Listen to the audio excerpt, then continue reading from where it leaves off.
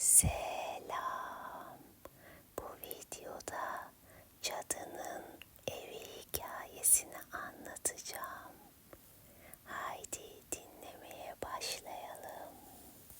Bir zamanlar karanlık ve derin bir ormanın içinde eski ve gizemli bir kulübe vardı. Bu kulübe uzun zamandır unutulmuş, yüzyıllardır kimsenin adım atmadığı bir yerdi. Ancak gece olunca kulübeden hafif bir ışık sızar ve ormanın kalbine kadar yayılırdı. Kulübenin içinde yaşlı bir kadın yaşıyordu. Adı Arzu'ydu ve yıllar boyunca ormanda yalnız yaşamıştı. Uzun beyaz saçları ve derin sır dolu gözleri vardı. Kimse onun gerçek kimliğini bilmezdi. Ama aslında o güçlü bir cadıydı. Bir gece ormanda yolunu kaybeden genç bir kız kulübenin ışığını fark etti. Korku ve merakla kapıyı çaldı. Kapı gıcırdayarak açıldı ve karşısında cadı Arzu belirdi. Arzu yumuşak bir ses tonuyla, "Hoş geldin yolcu. Ne arıyorsun bu karanlık ormanda?"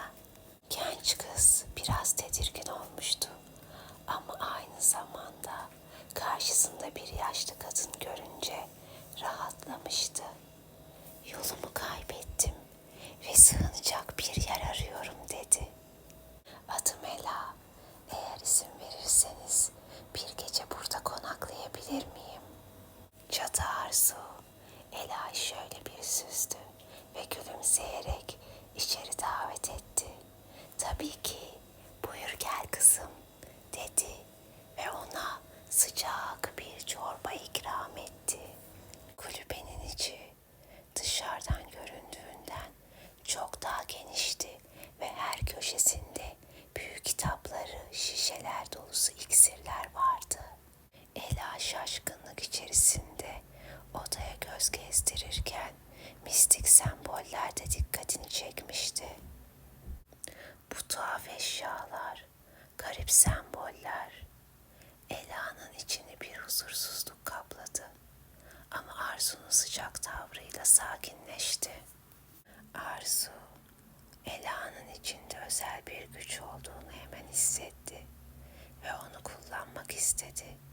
Ancak Ela'ya cadı olduğunu ve niyetlerini tabii ki söylemedi. Günler geçtikçe Arzu'nun planları yavaş yavaş ortaya çıktı.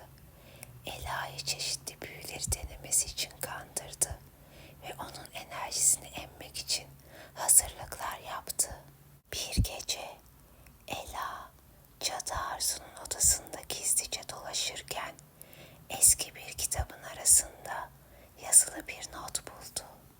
Notta Arzu'nun genç kızların enerjisini emerek genç ve güçlü kalmayı planladığı yazıyordu. Ela dehşet içinde ne yapacağını bilemedi ama kaçması gerektiğini anladı.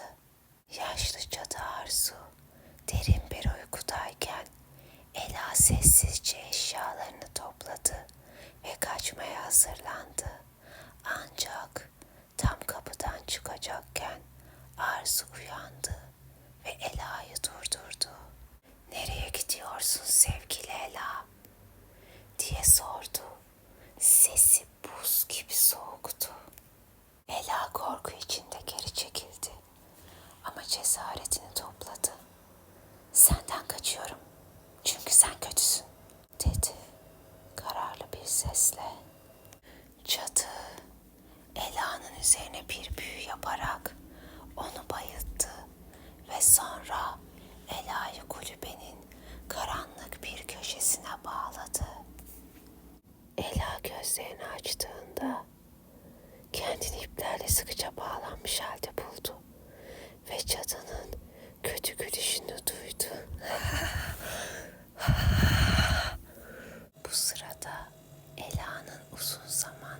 aşık olduğu genç, Ela'nın kaybolduğunu öğrenince onu aramaya başlamıştı. Bu gencin adı Can'dı. Can çok cesur bir gençti. Ela'nın başının belada olduğunu hissediyordu. İz sürerek ormanın derinliklerine kadar ilerledi ve sonunda Ela'nın Arzu'nun kulübesinde olduğunu anladı. Can sessizce kulübeye yaklaştı ve Arzu'nun dikkatsiz olduğu bir anda içeri girdi. Ela'yı bağlı halde gördüğünde hemen onu kurtarmak için harekete geçti. Cadı Arzu, Can'ın varlığını fark ettiğinde büyü yapmaya çalıştı. Ama Can hızlı davranarak çevik hareketlerle Arzu'nun elindeki iksiri yere düşürdü ve büyü yapmasını önledi. İkisi arasında zorlu bir mücadele başladı. Can, Arzu'nun büyülerine rağmen Ela'yı kurtarmayı başardı. Ela'nın iplerini çözdü ve birlikte kulübeden kaçtılar. Ancak kaçarken Can bir plan yaptı. Bu cadıyı yok etmezsek başımıza bela olur. Arkamızdan bile büyü yapabilir. O yüzden bu işi kökten çözmeliyiz. Hem kendimizi koruruz hem de masum insanları bu cadıdan kurtarmış oluruz. Sence ne yapalım Ela dedi. Ela da sen ne diyorsan benim kabulümdür. Yeter ki bu cadıdan kurtulalım dedi. Can ve Ela kulübenin içinde kalan Arzu'yu durdurmak için kulübeyi ateşe verdiler. Alevler hızla yayıldı. Kısa sürede tüm kulübe çayır çayır yandı. Tabii içinde Cadı Arzu da yandı. Ela ve Can ormanın derinliklerine doğru koştular ve sonunda güvenli bir yere ulaştılar. Arzu'nun kulübesi alevler içinde yanarken Ela ve Can birbirine sarıldılar. Yaşadıkları bu korkunç deneyimi geride bırakarak yeni bir hayata adım attılar ve birbirlerini asla bırakmayacaklarına söz vererek sonsuz mutlu bir hayata başladılar. Yeni hikayelerde görüşmek üzere. Hoşça kalın, takipte kalın. İyi uykular.